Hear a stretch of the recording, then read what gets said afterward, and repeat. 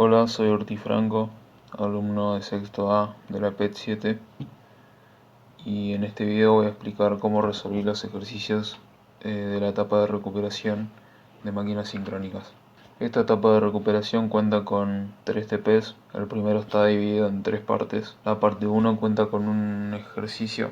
Este ejercicio está resuelto con ley de Ohm, teniendo tensión y resistencia como datos. Calculé corriente de resistencia, corriente de bobina, corriente de capacitor, la corriente total con su ángulo. Lo grafiqué en un diagrama fasorial donde esta es la corriente del capacitor, esta es la corriente de la bobina, esta es la corriente de la resistencia y esta es la corriente total.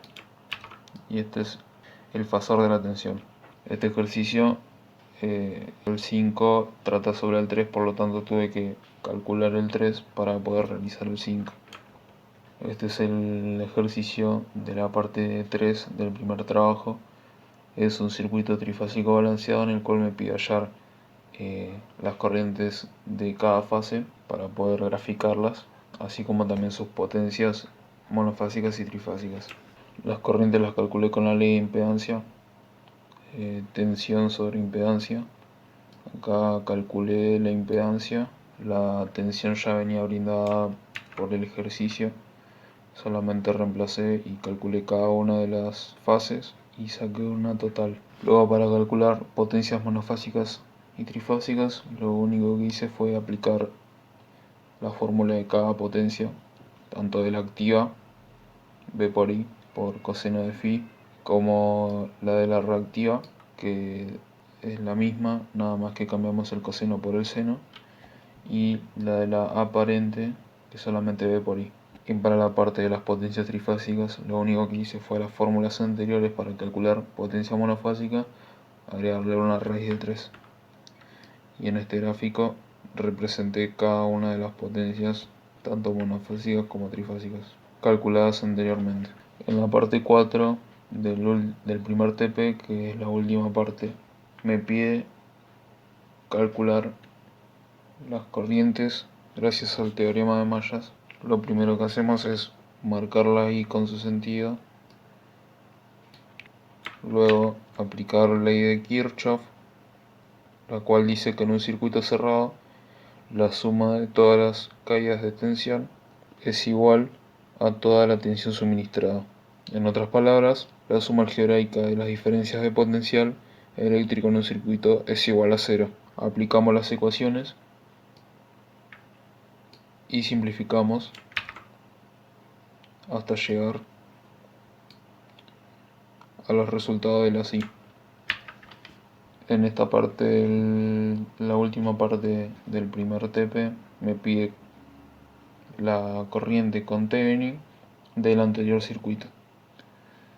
Entonces Thevenin dice que si una parte de un circuito eléctrico lineal está comprendida entre dos terminales, A y B, esta parte puede sustituirse por un circuito equivalente. Entonces lo primero que hacemos es fijarnos dónde está el punto A y B y poder realizar el circuito equivalente, en el cual dejamos resistencias y capacitores, y en el punto A y B queda como un circuito, como una parte abierta, y donde están las fuentes queda como un conductor. Una vez realizados los circuitos equivalentes,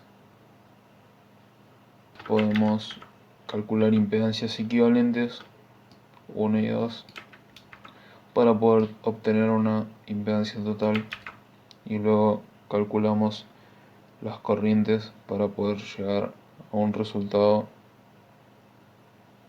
y finalizar el ejercicio.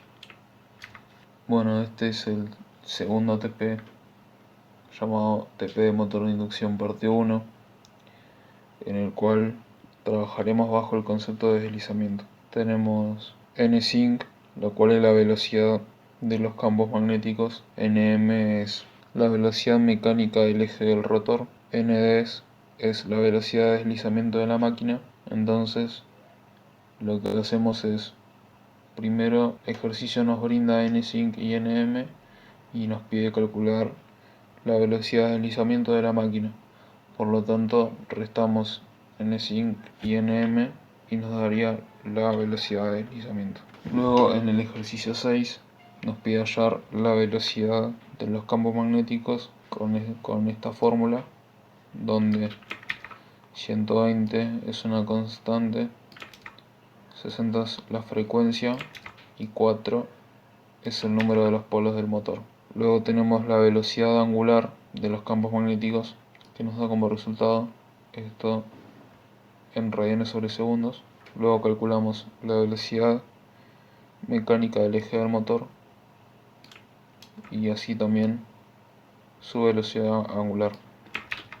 En la parte B del ejercicio número 6 nos pide calcular la corriente del estator.